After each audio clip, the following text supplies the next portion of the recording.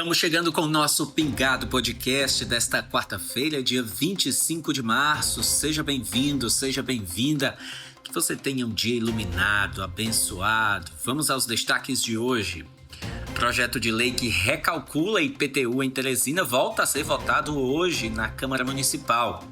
Alunos da Universidade Federal do Delta do Parnaíba denunciam importunação sexual dentro de banheiro da instituição.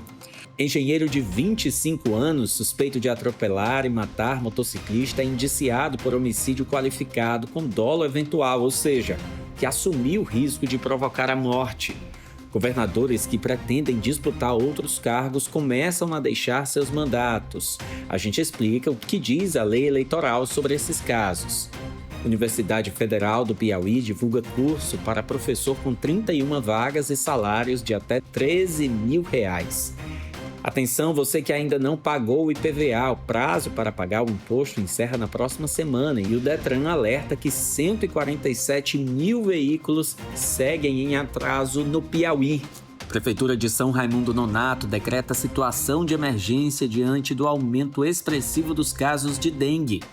Esse é o Pingado, seu café com notícia, um oferecimento Clínica Gastros, 45 Burger e Celes Ambientes. Pingado com Felipe Pereira. Seu cafezinho de notícias para quem não tem tempo.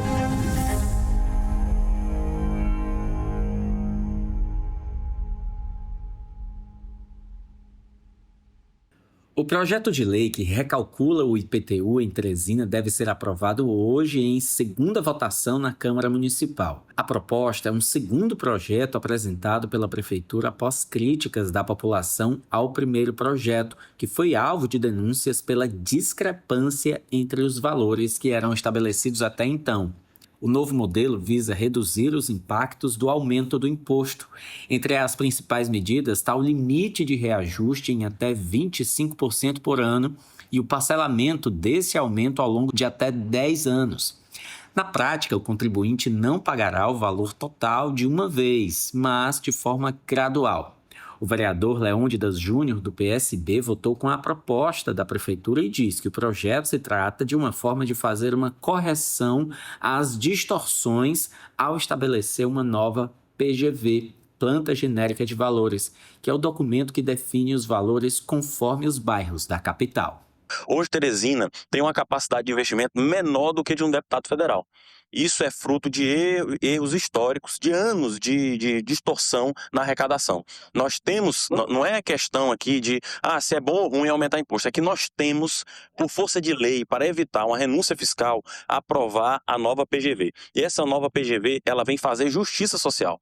Eu não tenho medo de falar isso aqui, porque de cada 100 teresinenses que estão sujeitos ao pagamento dessa nova PGV, 56 ou estarão isentos ou vão ter redução.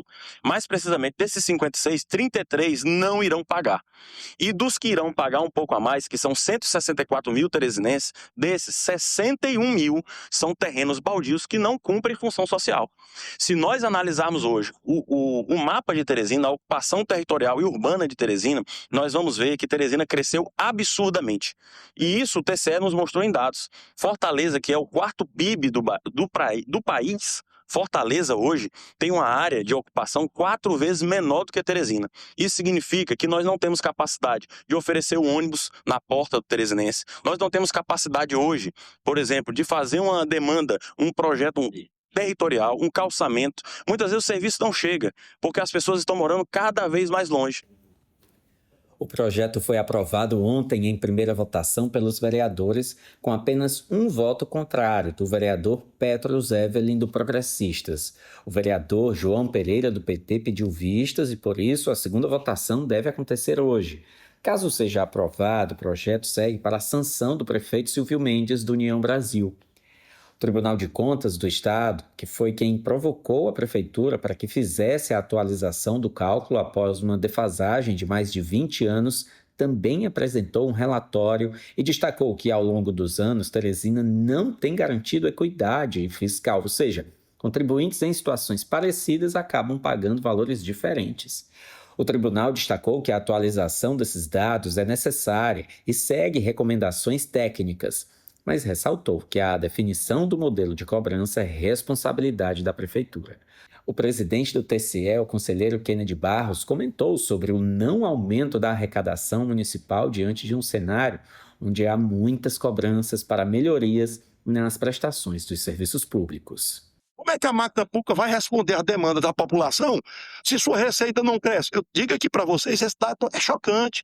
A Prefeitura de Teresina tem em torno de 130 milhões para investimento no ano.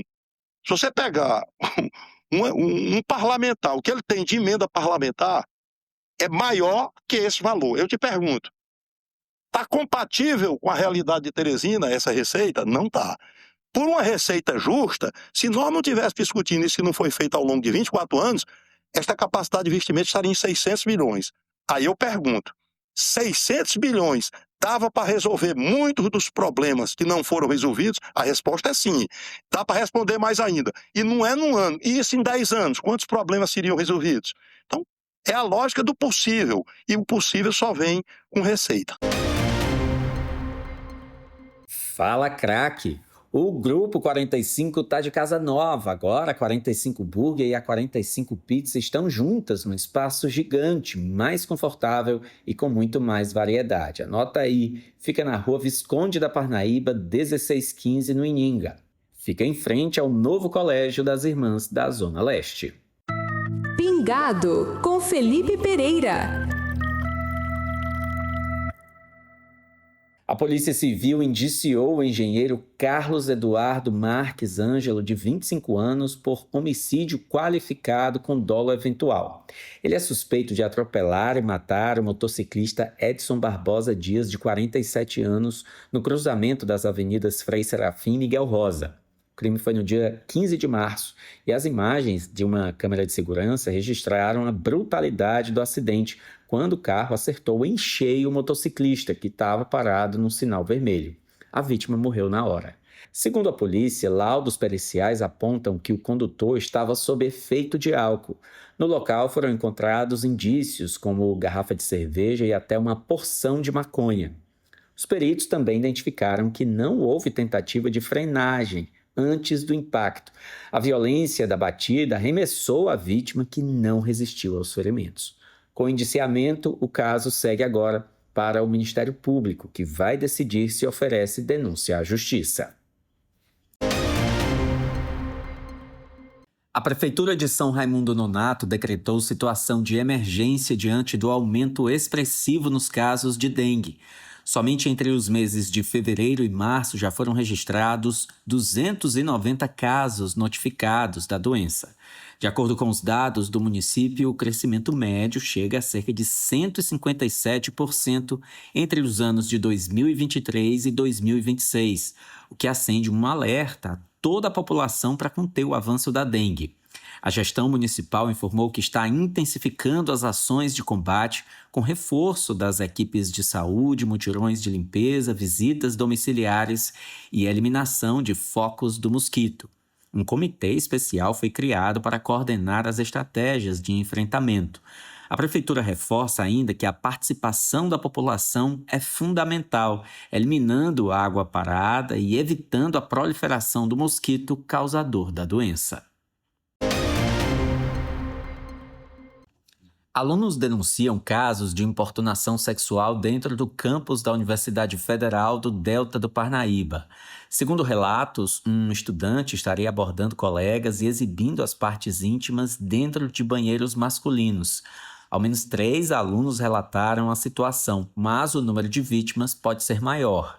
A universidade emitiu ontem uma nota informando que já adotou providências e iniciou a apuração dos fatos nas instâncias administrativas. Os casos foram encaminhados para os setores responsáveis, que devem ouvir os envolvidos e tomar as medidas necessárias. Em nota, a instituição ainda reforçou que não tolera qualquer tipo de assédio ou violência e que os casos serão tratados com rigor. O Diretório Central de Estudantes, Marielle Franco, também emitiu nota cobrando responsabilidade, transparência e punição adequada. A Celes Ambientes chega como uma nova fase da Only Acabamentos. Acabamentos finos de alto padrão, porcelanatos, pisos, tetos vinílicos, metais, louças e pedras naturais, com escolhas pensadas para valorizar cada projeto. Celes Ambientes, novo nome, mesma essência, mais precisão. Fica na Avenida Homero Castelo Branco, número 2213, bairro Ininga. Pingado, com Felipe Pereira.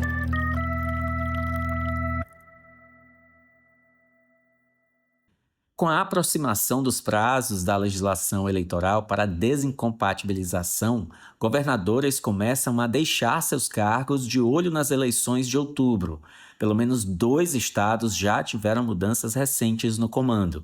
Em Minas Gerais, Romeu Zema, do Novo, deixou o governo para disputar a presidência da República. Com isso, o vice Matheus Simões, do PSD, assumiu o cargo e deve concorrer à reeleição. No Rio de Janeiro, Cláudio Castro, do PL, também deixou o posto, com planos de disputar uma vaga no Senado. No caso dele, a saída também ocorre em meio a um processo no Tribunal Superior Eleitoral, que apura supostos abusos de poder político e econômico. Além desses casos, pelo menos outros 10 governadores devem se afastar dos cargos nos próximos dias. Segundo o advogado constitucionalista Welson Oliveira, a regra vale para chefes do executivo que pretendem disputar outro cargo. Já aqueles que buscam a reeleição podem permanecer nos postos.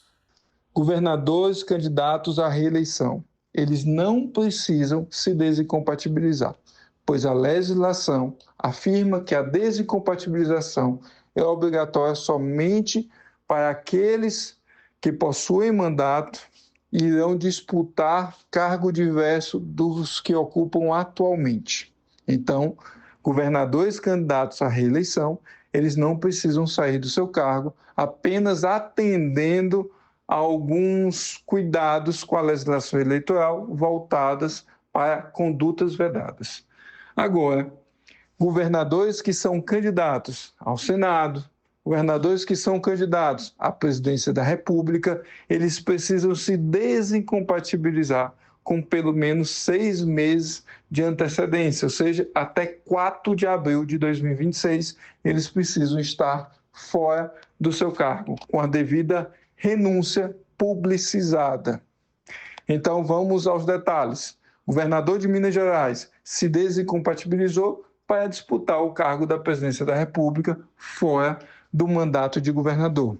O exemplo do Rio de Janeiro, o governador Cláudio Castro se desincompatibilizou do seu cargo para disputar o Senado Federal.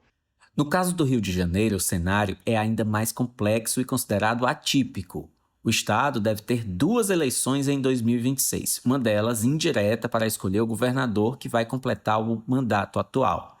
Essa situação acontece porque o estado está sem vice-governador desde 2025, quando Tiago Pampolha renunciou ao cargo para assumir uma vaga no Tribunal de Contas.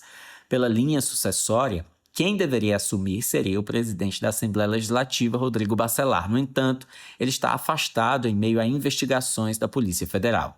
Diante desse impasse, quem assumiu interinamente o governo foi o presidente do Tribunal de Justiça do Estado, Ricardo Couto. Agora, caberá a ele convocar a eleição indireta. Nesse modelo, o novo governador será escolhido pelos deputados estaduais e não pelo voto direto da população. Vamos ouvir a explicação do advogado Welson Oliveira. O cargo de vice-governador está vacante, pois o vice-governador assumiu um cargo junto ao Tribunal de Contas. Desta maneira, lá, excepcionalmente, ocorrerá uma eleição indireta comandada pela Assembleia Legislativa do Rio de Janeiro. E por que indireta? Porque o governador que ficará neste mandato tampão até 31 de dezembro de 2026 não será escolhido pela população do Rio, mas sim pelos seus representantes estaduais, ou seja, pelos deputados estaduais, onde qualquer pessoa que possua a possibilidade de se candidatar, ou seja, ter filiação partidária, nacionalidade brasileira, ter mais do que 30 anos, que possui esses requisitos devidamente aprovados pela Justiça Eleitoral, poderá ser candidato. mas os seus eleitores serão os deputados estaduais da ALERJ, da Assembleia Legislativa do Rio de Janeiro. No caso do Piauí, é importante destacar que, como explicou o advogado Welson Oliveira, o governador Rafael Fonteles é candidato à reeleição.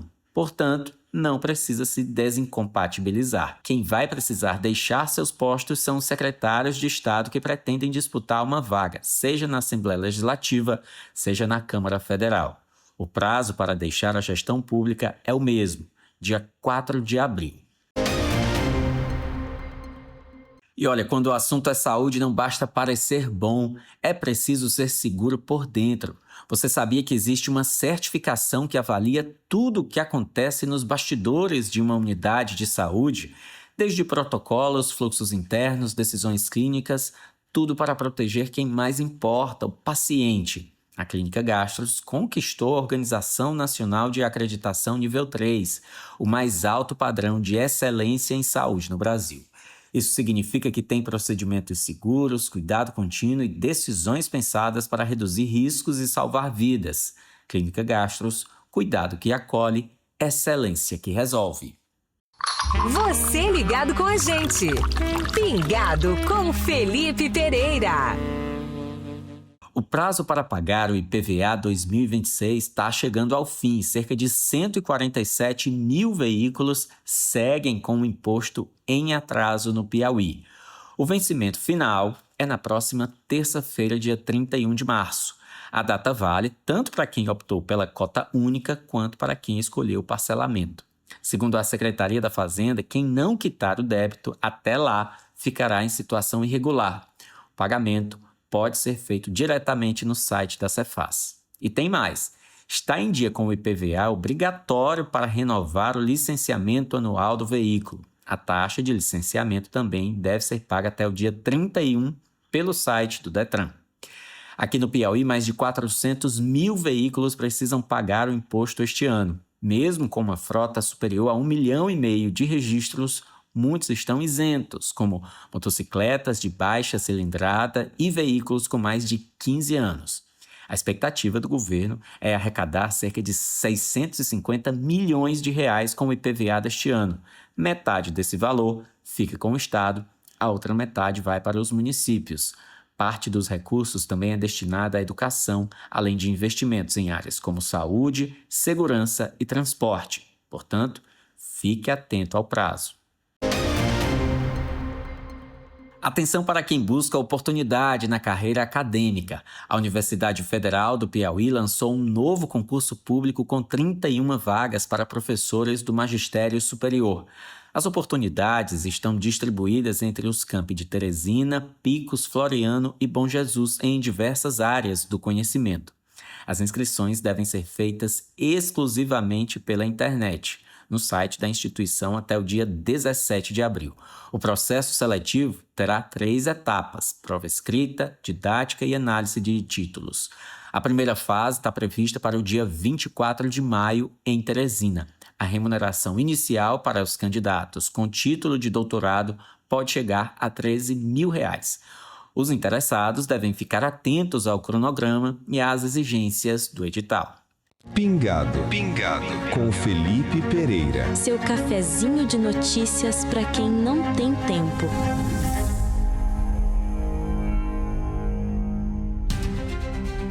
Vamos então encerrando o nosso Pingado desta quarta-feira. Você pode curtir, apertar no sininho, dependendo da plataforma que você utiliza para nos ouvir. Spotify, Deezer, YouTube e Amazon. Amanhã a gente está de volta. O Pingado é um oferecimento Clínica Gastros, 45 Burger e Celes Ambientes. Um abraço e até amanhã. Pingado Pingado com Felipe Pereira, o seu cafezinho de notícias para quem não tem tempo.